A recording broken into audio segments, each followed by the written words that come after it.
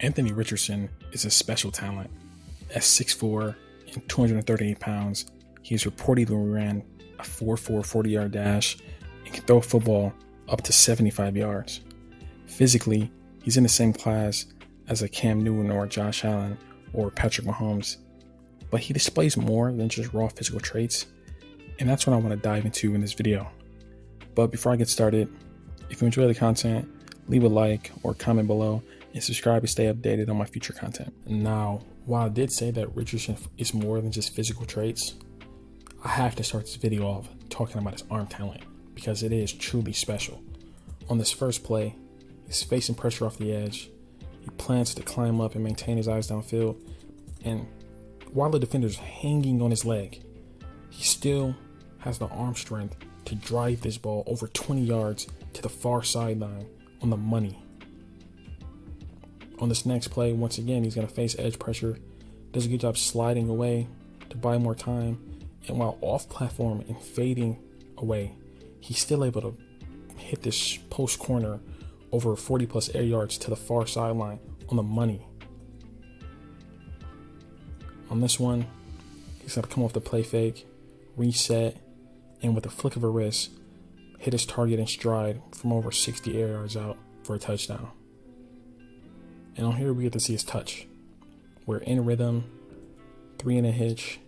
He's going to throw a perfect back shoulder ball to his target on the sideline to where only he can make a play on the football. And we see that touch again on the final play where he's going to recognize this boundary safety, post snap, open up and drift middle. He recognizes the one-on-one matchup outside and in perfect rhythm drops this ball right in the bucket past the outstretched hands of Keely Ringo.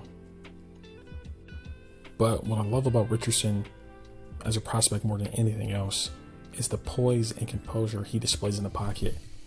On this first play against Tennessee, he's going to get pretty immediate edge pressure, does a good job to plant and climb up into the pocket to evade the rusher, and then you see him navigate the chaos in the pocket while keeping his eyes downfield, and then he throws an absolute strike behind this underneath corner, and after a great play by the receiver after the catch, this play results in a touchdown.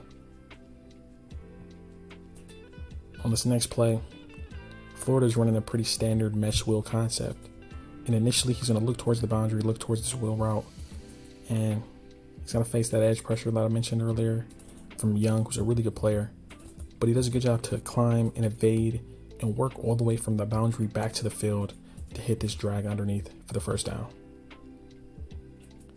On this one, Georgia's going to bring 6 on the blitz, and when the linebacker beats the back in protection, he does a good job keeping the ball high, not dropping the ball, not dropping his eyes, keeping it high and in a position to throw as he climbs and keeps his eyes downfield, and then he throws a strike in the middle of the field.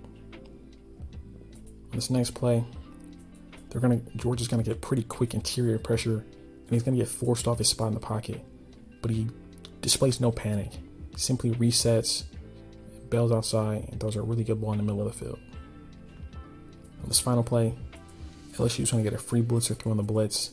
He does a good job to evade the blitzer and extend out to his left and get a shoulder square outside of the pocket to throw a strike on the move with good velocity.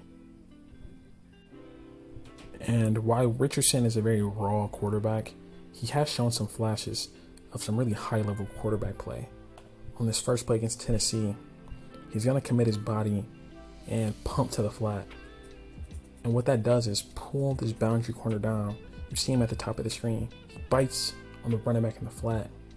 And what that allows him to do is zip this ball over the underneath defender and into this tight window to hit his target. Let's play against Georgia.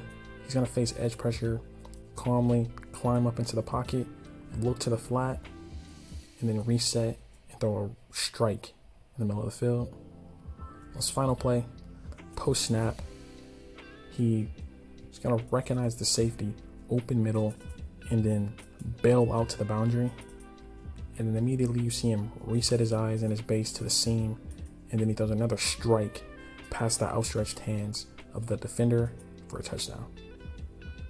And the final strength of Richardson I want to touch on is his ability as a runner. On this play against Florida State, He's going to keep it up the middle off the jet option. He's going to spin off the tackler, and then you see him drop his shoulder in space, in traffic, drop his shoulder, and then you see the leg drive to carry this pile for the first down and for an extra 10 yards after contact. On this play against LSU, we got a good example of his open field speed, where he's going to put his foot on the ground and get vertical. You just see him accelerate past number 23, Baskerville, who's a good player, good athlete, but Richardson in a straight line can just hit another gear. And then he makes a man miss in space, shrugs off arms, tackles, and finishes with a nice dive for the touchdown. Now I want to get into Richardson's weaknesses as a prospect. And the first weakness that I have to mention is his inaccuracy, because he may be the most inaccurate quarterback I've ever seen. Even from a clean pocket, he has just a 68% adjusted completion percentage, which is 4 points lower than Josh Allen his last year at Wyoming, who's like the prototypical inaccurate quarterback prospect.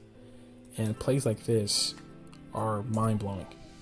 So he's in a clean pocket and rhythm, and he's going to miss his target high by about 10 yards. On this next play against Georgia, we see the inconsistencies in his lower body footwork, where his base gets very narrow. He doesn't step into his throw, and it's an all-arm throw, and he overshoots an open target on the fade by about 5 yards. This next play, once again, in a clean pocket, no pressure, but that his base is narrow. He doesn't step into his throw. He's very upright, and what should be a clear, easy touchdown ends up in an incompletion. On the final play against LSU, 4th and 20, late in the fourth quarter, crucial moment. Once again, in a clean pocket, no pressure, never gives his target a chance, misses high. And his accuracy worsens greatly when he's under pressure. On this first play against Tennessee, his left tackle is going to lose pretty quickly, and he's facing pressure off his backside, but he doesn't bring that back hip through to finish his throwing motion, which leads to him throwing it with all arm, and he misses long on the boundary fade.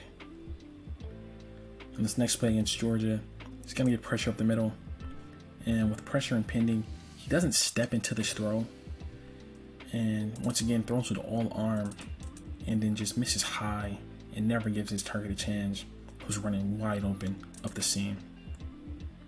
And on the final play, Florida State's going to get a free rusher through, and with the rusher impending, he fades away and drifts backwards instead of hanging in the pocket to make this throw, and ends up missing low and behind to the flat, and the ball falls incomplete. He also too often gets stuck looking for the deep shot and forces the ball.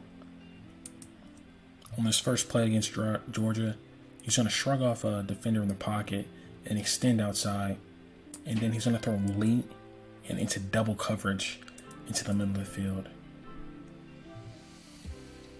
On this next play, he's going to come off the play fake, and he's going to force this ball deep downfield into quadruple coverage, and it results in an interception. And on this last play against LSU, he gets stuck looking for this deep shot and completely misses the open receiver running across the formation on this crosshair. But he's so dead set on throwing this deep shot that he gets stuck on it.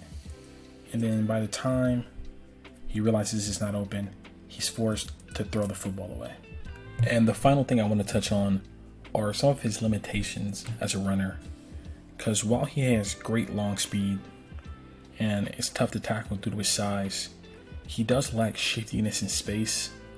And this plays a good example of that, where off the power, he's going to be one-on-one in space with this corner, but he doesn't have the wiggle to make a miss. He doesn't play behind his pads to just run through him, and ends up getting pushed out of bounds after a short gain. Anthony Richardson has generational physical traits and shows flashes of high-level quarterback play, but also shows scattershot ball placement and poor decision-making at times. He is the definition of a boom or bust prospect, and I can envision a world where he's out of the league in a couple years in the same vein as a Deshaun Kaiser or Cardale Jones. Or I can see him ascending to the heights of a Cam Newton or potentially a Josh Allen. He's so raw and so inexperienced. He hasn't even thrown 400 passes to this point in his college career. And his upside is limitless, but his downsides could most certainly doom his career. But overall, outside of Bryce Young and CJ Stroud, he's probably the only other quarterback I'd be willing to spend a first-round pick on in the 2023 NFL Draft.